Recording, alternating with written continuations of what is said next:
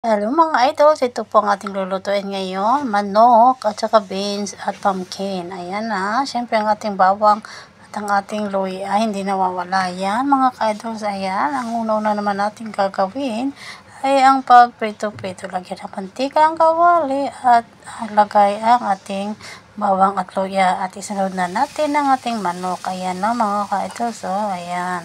So, kunti-kunting halo-halo lang yan, ayan. Kunting halo-halo para naman maganda-ganda naman siya. Ayan, no? Ayan. Tapos lalagyan ng kunting tubig para mag-absorb at maluto ng konti. Ayan. Saglit lang yan mga ka-idols. Para lang yan pa-absorb ng kanyang tubig sa manok. Ayan na. Tapos, babalitarin mo lang yan mga ka-idols. Ayan, no? Kasi wala na yung tubig eh. Yung kuting lagay ng tubig, yung parang mawala na siya. Ayan, kunin mo na yan. So, babalitarin mo. Ang sa ganun eh, ang kabila naman para magpantay. So, ganyan po mga ka-idols. Ang mabilis maluto. No? Ayan. Ayan mga ka-idols. Napaka-abilis lang talaga. 15 minutes na yan mga ka-idols. At syempre, yung lalagyan natin ng soy sauce na kunti lang.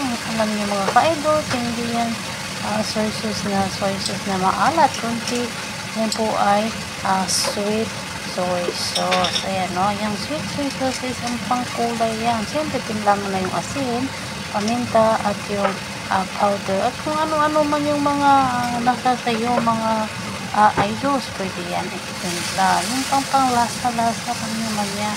Tapos, gagawin mo lang, babalik ka rin mo. Ayan, nakikita niya naman mga ka-idols.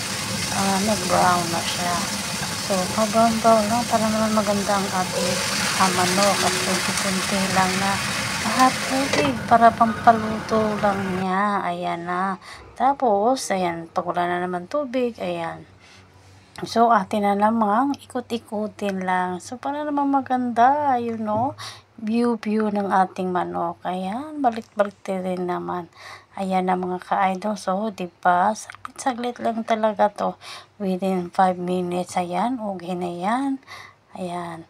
Tapos, ayan, mga ka-idol, ayan, nag-brown na siya, no? Dahil dyan sa sweet soy sauce, ayan, natunaw-tunaw na, ayan, bago natin ilagay yung ating yung gulay natin mga ka-idols, ayan, no? Ayan, nilagay ko na yung gulay, yung pumpkin natin at saka yung beans. Ayan, lagay ito, wag nating haluin mga idol para hindi malata, mag-a-absorb lang. At syempre ang ating tubig, itong tubig mga ka-idols, medyo marami-rami ng konti, yung pang mas marami dun sa nilagay natin yung una at pangalawa. Ayan, para naman yan mag-absorb ng 15 minutes na mahina ang apoy.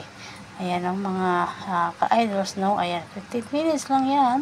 At pagkatapos timplahan na natin ng oyster. Yan yung pinakamalas na pantimpla, yung oyster para dun sa gulay na ating nilagay mga ka-idols. Ayan, halo-haluin mo lang. O tingnan nyo naman ang apoy mga idols, diba? Mahina lang siya. Ayan, para lang siya matanggal yung tubig na ating nilagay mga ka-idols. Ayan. Ihalo mo lang, parang gigisa-gisa mo lang siya para yung mga lasa niya mapasok dun sa manok at saka sa gulay. Ayan mga ka-idols. O diba, napakasarap naman ito idols. Kung matitikman yung malasa siya mga ka-idols dahil tamang-tama lang. Ayan, no? Ayan, ikot-ikutin nyo lang, huwag masyado talagang super. At ang pinakalaas ng ating spring onion, pampaganda lang yan mga ka-idols. Para naman may mukha siyang babae. Kung baga sa babae nga, no? Lalaki at babae. So, pangpaganda lang yung ating spring onion mga ka-idols. Ayan. At yan, tapos na mga ka-idols. Maraming salamat. Thank you for watching.